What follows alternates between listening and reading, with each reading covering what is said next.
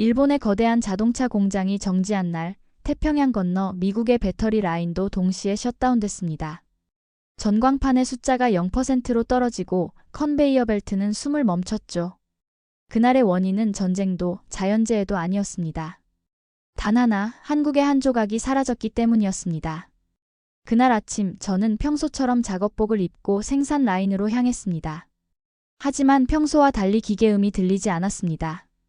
거대한 공장 내부는 마치 심장이 멎은 것처럼 고요했습니다. 라인 위에서 흐르던 생명의 케이블들이 하나둘 자취를 감추고 곳곳에서 경고등이 깜빡이기 시작했죠. 동료 엔지니어들이 계측기를 붙잡고 고개를 저었습니다.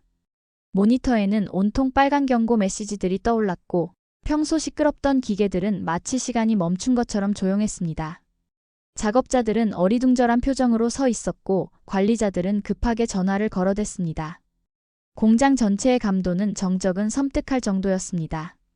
이게 왜 정지한 거지? 어제까지만 해도 정상이었는데. 아무도 명확한 대답을 하지 못했습니다. 몇 분 뒤 전광판의 가동률 0%라는 붉은 글자가 번쩍였습니다. 그 순간 공장 내부에 흐르던 희미한 기대감마저 사라졌습니다. 2만 명이 일하는 거대한 공장이 순식간에 무덤처럼 조용해진 겁니다. 오전 10시 라디오에서는 믿기 힘든 뉴스가 흘러나왔습니다. 한국에서 공급하던 라인의 두뇌가 오늘부터 단 한 개도 들어오지 않는다는 소식이었습니다. 처음엔 일시적인 문제일 거라고 생각했습니다. 하지만 시간이 지날수록 상황은 더욱 심각해졌습니다. 이건 단순한 공급 차질이 아니라 완전한 생산 중단이었거든요. 일본의 도요타 본사에서는 긴급 회의가 소집되었습니다. 혼다와 닛산도 마찬가지였죠. 한국산 심장 장치와 배터리 모듈 없이는 단 한 대의 자동차도 완성할 수 없다는 현실을 직면한 겁니다. 조립 라인은 그 순간 완전히 멈췄고 수천 명의 작업자들이 일할 수 없는 상태가 되었습니다. 불과 1시간 뒤 대서양 건너 미국 디트로이트의 포드 공장에서도 같은 일이 벌어졌습니다. 제너럴 모터스와 테슬라의 기가팩토리도 예외가 아니었습니다. 한국에서 공급받던 에너지셀과 전력관리 시스템 없이는 전기차 생산이 불가능했거든요. 미국 자동차 산업의 70%가 한국 부품에 의존하고 있다는 현실이 그날 적나라하게 드러났습니다. 그날 오후 전 세계 두 나라의 심장이 같은 날, 같은 이유로 멎어버렸습니다. 한국이라는 작은 나라의 부품 하나가 지구 반대편 거대 공장들을 동시에 마비시킨 겁니다.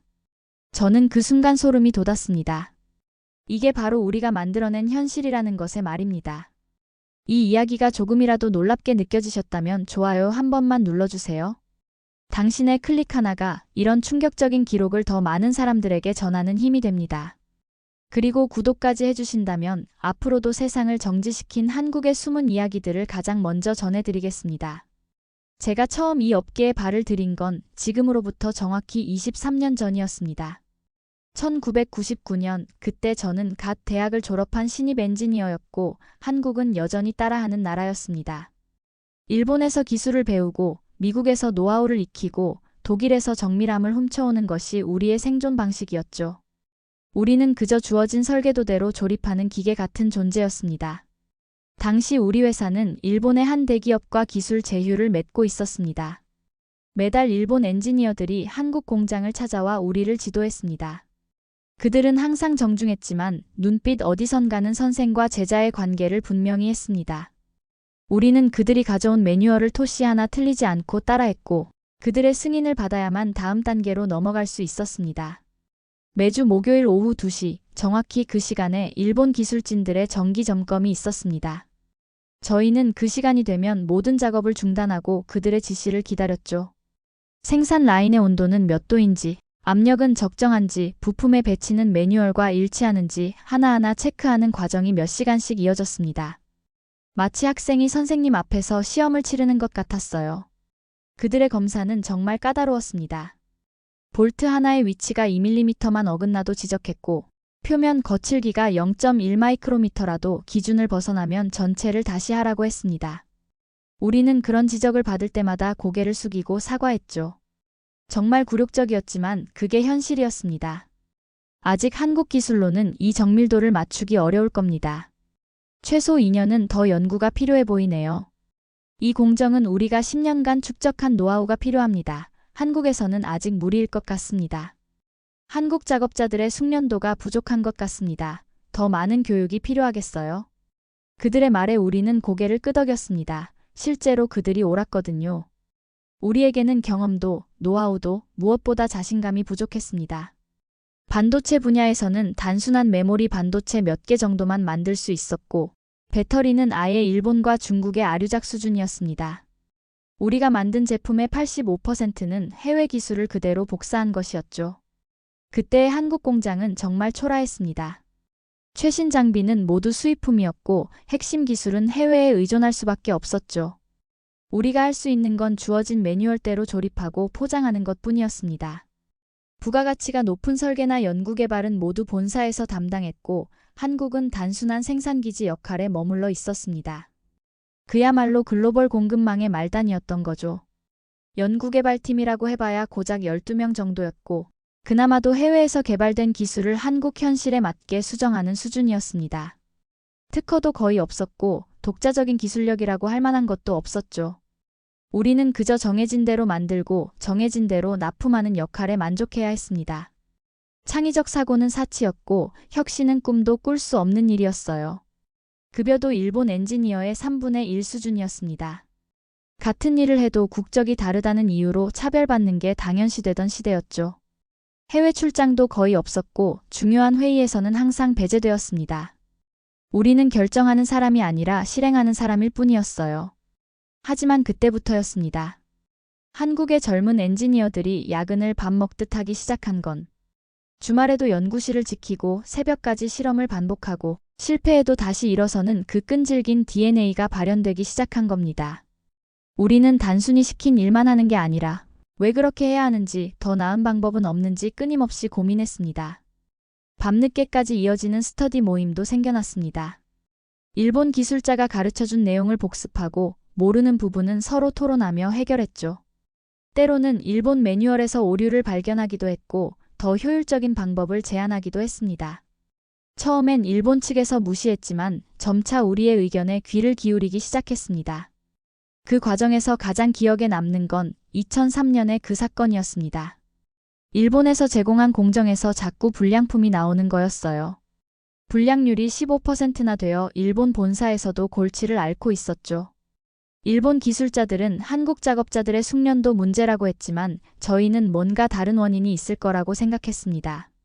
3주간의 치밀한 분석 끝에 일본 매뉴얼의 온도 설정에 오류가 있다는 걸 발견했죠. 한국의 습도 조건을 고려하지 않은 설정이었던 겁니다. 저희는 용기를 내어 일본 측에 의견을 제시했습니다. 죄송하지만 이 온도 설정이 잘못된 것 같습니다. 한국의 습도 조건을 고려하면 3도 정도 낮춰야 할 것 같은데요. 처음엔 믿지 않던 일본 엔지니어도 우리의 데이터를 확인한 후 깜짝 놀랐습니다. 실제로 온도를 조정하자 불량률이 90% 이상 줄어들었거든요. 그날 일본 본사에서는 특별 보너스까지 지급했습니다. 그때부터 그들의 우리를 보는 시선이 조금씩 달라지기 시작했습니다. 2005년 우리는 첫 번째 독자 기술을 개발했습니다. 그것은 작은 센서 부품이었는데 기존 일본 제품보다 20% 더 정밀하고 30% 더 저렴했습니다. 불가능하다고 여겨졌던 일이 현실이 된 순간이었죠. 일본 엔지니어들이 그 결과를 확인했을 때의 표정을 저는 아직도 생생하게 기억합니다. 이건 어떻게 가능한 거죠? 우리 일본에서도 이 정도 수준을 달성하려면 몇 년은 더 걸릴 텐데. 정말 한국에서 자체 개발한 기술인가요? 그때 우리는 알았습니다. 더 이상 배우기만 하는 입장이 아니라는 걸. 이제 우리도 새로운 길을 개척할 수 있다는 걸 말입니다. 하지만 그것은 시작에 불과했습니다. 진짜 변화는 그 이후부터 시작되었거든요.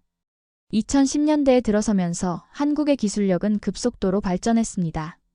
특히 반도체, 배터리, 디스플레이 세 분야에서는 세계 최고 수준에 도달했죠.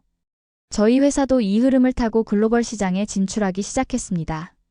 이제 우리는 따라가는 자가 아니라 앞서가는 자가 되기 시작했어요. 가장 큰 변화는 2015년이었습니다. 애플이 아이폰에 들어갈 메모리 반도체 공급 업체로 삼성전자를 선택한 거였죠. 그때까지만 해도 일본이 독점하다시피 했던 시장이었는데 한국 기술이 일본을 제쳤다는 소식에 업계 전체가 들썩였습니다. 그것은 단순한 계약이 아니라 기술력의 역전을 알리는 신호탄이었습니다. 그 소식을 들었을 때 저희 연구소의 분위기는 정말 환상적이었습니다. 20년 넘게 일본 기술을 따라하기만 했던 우리가 드디어 세계 최고 기업의 인정을 받은 거였으니까요. 연구원들은 서로 얼싸안고 기뻐했고 그날 밤 회식은 새벽까지 이어졌습니다. 정말 꿈만 같은 순간이었어요. 이제 우리가 표준을 만드는 시대가 왔구나. 당시 연구소장님이 하신 말씀이 아직도 귀에 맴돕니다. 실제로 그 예언은 현실이 되었습니다. 2018년 우리가 개발한 차세대 배터리 소재가 테슬라의 표준 규격으로 채택되었고 2020년에는 삼성전자의 스마트폰용 반도체가 전 세계 시장 점유율 43%를 기록했습니다. 마침내 우리가 세계 1위가 된 거였죠. 이 시기에 한국 기업들은 단순한 제조업체에서 기술선도 기업으로 탈바꿈했습니다. 삼성전자는 메모리 반도체에서 세계 1위를 차지했고 LG화학과 삼성 SDI는 전기차 배터리 시장을 주도했습니다. SK하이닉스도 낸드 플래시 분야에서 독보적인 위치를 확립했죠. 한국이 세계 기술 지도를 다시 그리기 시작한 겁니다. 하지만 이런 성과 뒤에는 엄청난 투자와 노력이 숨어 있었습니다. 삼성전자만 해도 연간 연구개발비가 24조 원을 넘어섰고 전 세계에 23개가 넘는 연구소를 운영했습니다. SK하이닉스도 마찬가지로 매년 매출의 18% 이상을 연구개발에 투자했죠. 한국 전체 연구개발 투자 규모는 95조 원에 달했고 이는 국내 총생산 대비 4.8%로 세계 1위 수준이었습니다. 인재 확보 경쟁도 치열했습니다. 실리콘밸리에서 일하던 한국인 엔지니어들을 스카우트하기 위해 연봉 5억 원을 제시하는 일도 흔했고 해외 유명 대학에서 박사학위를 받은 인재들을 적극 영입했습니다. 저희 회사도 마찬가지였어요. 팀장급 이상은 모두 해외 경험이 있는 전문가들로 구성되었고 연구원들의 평균 학력도 크게 높아졌습니다. 기술 개발 과정도 완전히 달라졌습니다. 예전에는 일본이나 미국의 기술을 벤치마킹하는 것에서 출발했다면 이제는 아예 새로운 방향을 제시하기 시작했습니다. 우리가 만든 기술이 세계 표준이 되는 경우가 늘어났죠. 2019년에는 한국이 주도한 오지 이동통신 기술이 국제표준으로 채택되기도 했습니다. 특히 배터리 분야에서의 변화는 정말 놀라웠습니다. 2010년 초만 해도 일본의 파나소닉이나 중국의 BYD에 밀렸던 한국 배터리 기업들이 불과 10년 만에 세계 시장을 주도하게 된 겁니다. LG화학, 삼성 SDI, SK이노베이션이 전 세계 배터리 시장의 73% 이상을 차지하게 되었죠. 이런 성과의 배경에는 정부의 적극적인 지원도 있었습니다.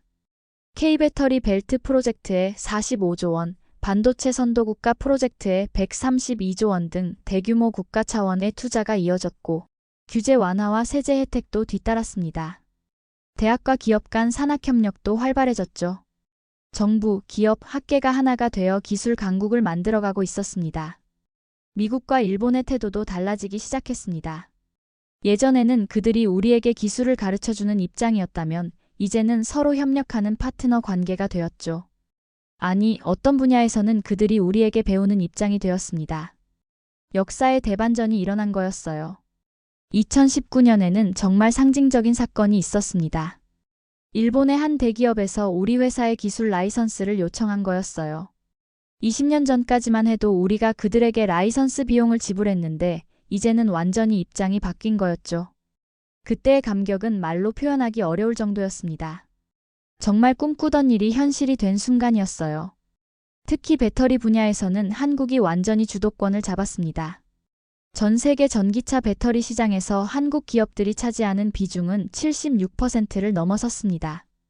테슬라, 폭스바겐, 포드, 제너럴모터스 등 글로벌 자동차 기업들은 모두 한국산 배터리에 의존하게 되었죠. 한국 없이는 전기차 혁명이 불가능한 상황이 된 겁니다. 반도체 분야도 마찬가지였습니다. 스마트폰, 노트북, 서버, 심지어 자동차에 들어가는 메모리 반도체의 대부분이 한국에서 생산되었습니다. 삼성전자와 SK하이닉스가 전 세계 메모리 시장의 74% 이상을 점유하게 된 겁니다. 이제 전 세계가 한국 반도체 없이는 한 발짝도 나아갈 수 없게 되었어요. 그 과정에서 가장 인상적이었던 건 한국 기업들의 미래지향적 사고였습니다. 단순히 현재의 기술을 개선하는 것에 그치지 않고 5년, 10년 후를 내다보며 투자를 계속했거든요. 전고체 배터리, 차세대 메모리 반도체, 6G, 이동통신 등 미래 기술에 대한 연구도 세계를 선도하는 수준이었습니다. 2021년 어느 날 미국의 한 자동차 회사 최고 경영자가 직접 한국을 방문했습니다. 목적은 단 하나, 배터리 공급 계약을 체결하기 위해서였죠. 그 자리에서 그는 이렇게 말했습니다. 한국 없이는 우리의 미래도 없습니다. 전기차 시대에서 배터리는 심장과 같은 존재인데 그 심장을 한국이 쥐고 있으니까요. 그 순간 저는 깨달았습니다. 이제 한국이 세계 산업의 핵심 축이 되었다는 걸. 우리가 만든 부품 하나가 지구 반대편 공장의 운명을 좌우할 수 있게 되었다는 걸 말입니다. 23년간의 긴 여정 끝에 마침내 우리가 세계의 중심에 서게 된 거였어요. 2023년 11월 15일, 그날은 평범한 화요일이었습니다. 하지만 오전 9시 30분 한국의 주요 부품 업체들이 동시에 발표한 한마디가 전 세계를 뒤흔들었습니다. 원자재 공급 중단으로 인해 당분간 생산을 중단합니다. 이 발표는 마치 도미노처럼 전 세계로 퍼져나갔습니다. 첫 번째 충격파는 일본에서 시작되었습니다. 도요타, 혼다, 닛산의 주요 공장들이 하나둘 가동을 멈추기 시작했습니다. 한국에서 공급받던 심장 장치와 배터리 모듈 없이는 단 한 대의 자동차도 만들 수 없었거든요. 도요타 본사 27층 회의실에서는 전례 없는 긴급회의가 소집되었습니다. 임원들의 얼굴은 창백했고 회의실 안은 긴장감으로 가득했습니다. 그들이 한국 의존도를 점검한 결과는 충격적이었습니다. 자동차 한 대를 만드는 데 필요한 부품 중 37% 이상이 한국산이었고 그중 상당수는 대체재가 없는 핵심 부품들이었습니다.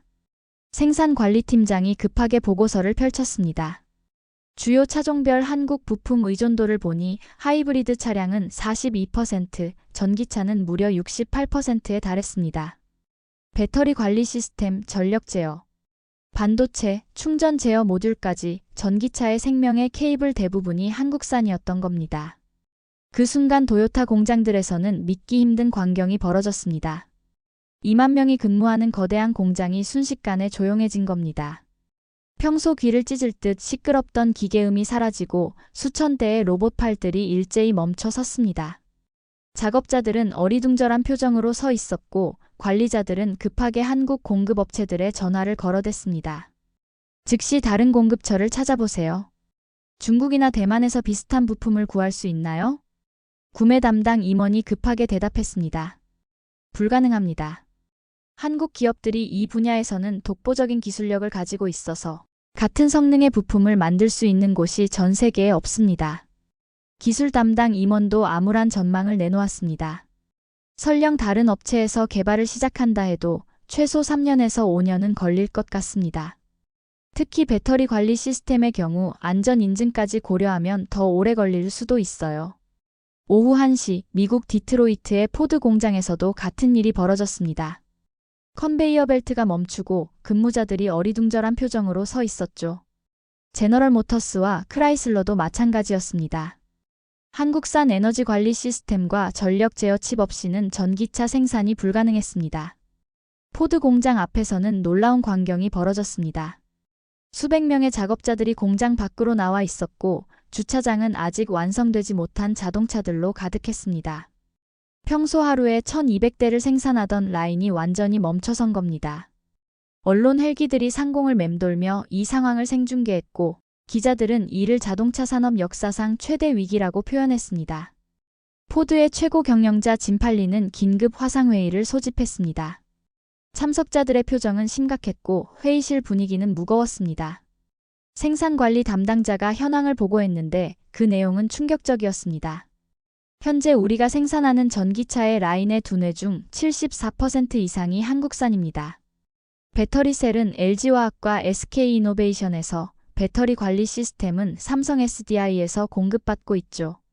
이 공급이 중단되면 당장 내일부터 생산이 불가능합니다. 테슬라의 기가팩토리에서는 더욱 심각한 상황이 벌어졌습니다. 배터리 셀의 82% 이상을 한국에서 공급받고 있었는데 이 공급이 중단되면서 전체 생산 라인이 마비된 겁니다. 일론 머스크는 긴급히 한국 공급업체들과 화상회의를 진행했지만 뚜렷한 해결책을 찾지 못했습니다. 머스크는 그날 밤 트위터에 이런 글을 올렸습니다. 한국의 배터리 기술은 정말 놀랍다. 그들 없이는 전기차 혁명도 불가능할 것 같다. 우리는 한국과 더 깊은 파트너십이 필요하다.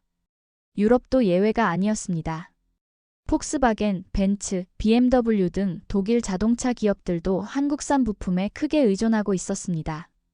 특히 전기차용 배터리와 반도체 분야에서는 한국 없이는 생산 자체가 불가능한 상황이었죠.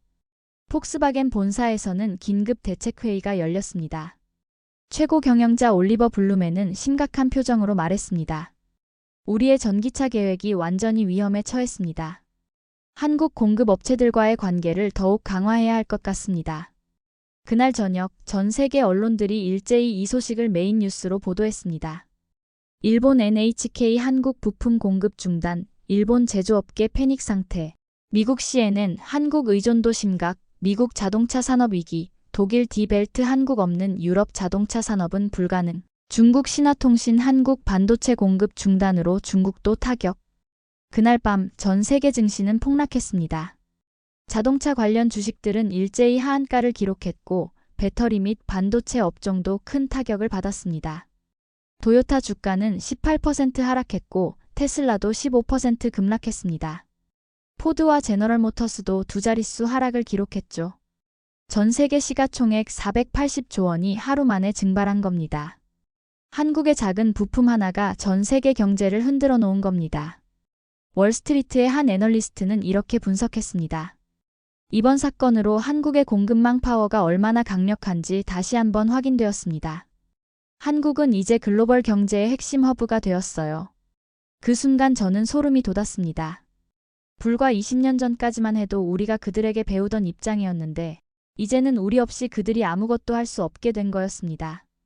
역사상 가장 극적인 반전이었죠. 여러분, 지금까지 이야기가 어떠셨나요? 만약 이런 충격적인 반전이 놀랍게 느껴지신다면 좋아요로 응원의 마음을 표현해주세요. 사흘째 되던 날 제게 믿기 힘든 전화가 걸려왔습니다. 발신자는 23년 전 저에게 기술을 가르쳐주던 일본의 그 엔지니어였습니다. 지금은 그 회사의 부사장이 되어 있었죠. 안녕하세요. 정말 오랜만입니다. 혹시 지금 한국에 직접 찾아뵐 수 있을까요? 매우 급한 일이 있어서요. 부탁드립니다. 그의 목소리에는 23년 전과는 완전히 다른 무언가가 담겨 있었습니다. 간절함이었습니다. 한국의 도움 없이는 자신들의 공장을 다시 돌릴 수 없다는 절박함이었죠. 예전에 우리에게 기술을 가르쳐주던 그 당당한 목소리는 온데간데 없었고 대신 조심스럽고 겸손한 어조가 느껴졌습니다. 전화를 끊고 나서 저는 한동안 멍하니 앉아 있었습니다. 시간이 이렇게나 많은 것을 바꿀 수 있다는 게 놀라웠거든요. 23년 전 그가 저에게 했던 말들이 떠올랐습니다. 한국 기술로는 아직 이 수준에 도달하기 어려울 겁니다. 이제 그 말을 그대로 돌려주고 싶은 심정이었지만 그러지는 않았습니다. 오히려 더 큰 책임감이 느껴졌죠. 이틀 뒤 인천공항에는 평소보다 많은 외국인 비즈니스맨들이 몰려들었습니다. 일본에서 온 자동차 회사 임원들, 미국에서 날아온 배터리 업체 대표들, 독일의 화학기업 최고 기술 책임자들까지. 모두 한 가지 목적을 가지고 있었습니다. 한국과의 긴급 협상이었죠. 공항 입국장에서 그들의 표정을 보면서 저는 묘한 감정에 휩싸였습니다. 예전에는 우리가 그들을 우러러보며 기술을 배우려 했었는데 이제는 그들이 우리를 찾아와 도움을 요청하는 상황이 된 거였습니다. 시간의 흐름이 만들어낸 극적인 반전이었죠. 그들이 들고 온 서류 가방들도 눈에 띄었습니다. 예전에는 우리가 두꺼운 계약서와 기술 문서들을 가지고 그들 본사를 찾아갔었는데 이제는 반대가 된 거였습니다. 그들이 우리를 설득하기 위한 자료들을 잔뜩 준비해 온 거죠. 심지어 한국어로 번역된 제안서까지 가져왔더군요. 그날 오후 저희 회사 회의실에서 벌어진 광경은 정말 감개무량했습니다. 23년 전 우리에게 기술을 가르쳐주던 그 일본 엔지니어가 이제는 고개를 숙이며 협력을 요청하고 있었거든요. 회의실 테이블 위에는 그들이 가져온 두꺼운 제안서들이 놓여 있었고 그 안에는 한국과의 협력 확대 방안들이 빼곡히 적혀 있었습니다. 한국의 기술력을 진심으로 인정합니다. 저희는 이제 한국 없이는 생존할 수 없다는 것을 깨달았습니다. 부품 공급을 재개해 주신다면 어떤 조건이든 맞춰드리겠습니다. 기존 계약 가격의 150%까지 인상도 받아들이고 20년 장기 계약도 체결하겠습니다. 기술 협력도 더욱 확대하고 싶습니다. 저희가 보유한 특허도 무료로 공유하겠습니다. 연구개발비도 공동 부담하고요. 그 순간 저는 복잡한 감정에 휩싸였습니다. 속이 시원한 동시에 막중한 책임감도 느껴졌죠. 이제 우리의 한마디가 전 세계 수백만 명의 일자리를 좌우할 수 있게 된 거였으니까요. 권력에는 항상 책임이 따른다는 걸 깨달았습니다. 미국에서도 비슷한 일이 벌어졌습니다. 바이든 대통령이 직접 한국 대통령과 화상회의를 가졌고 미국 상무부 장관이 긴급히 한국을 방문했습니다. 그들의 메시지는 하나였습니다. 한국과의 파트너십이 미국 경제의 핵심입니다. 양국 간 공급망 협력을 더욱 강화해야 합니다. 미국 정부는 이례적으로 한국을 중요 전략적 동맹국에서 필수 전략적 동맹국으로 재분류하며 공급망 보안법에 한국을 최우선 파트너로 명시했습니다. 이는 미국이 자국의 경제 안보를 한국에 상당 부분 의존하고 있다는 것을 공식적으로 인정한 것이었죠. 중국도 마찬가지였습니다.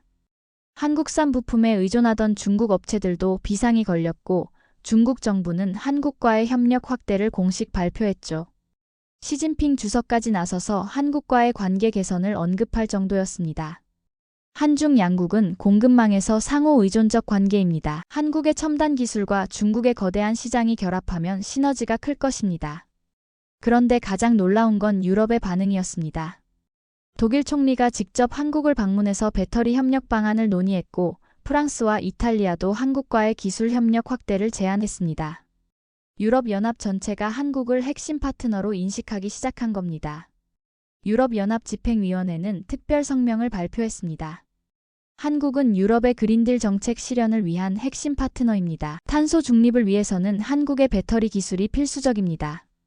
이런 변화는 단순히 경제적인 것만이 아니었습니다.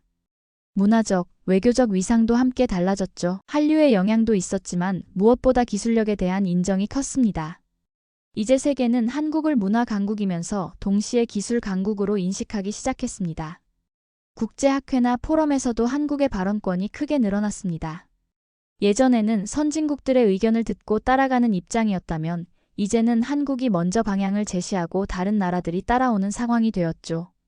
세계 경제 포럼에서는 한국을 미래 기술의 선도국으로 분류하기 시작했습니다. 더욱 놀라운 건 각국에서 한국어 배우기 열풍이 일어났다는 것이었습니다.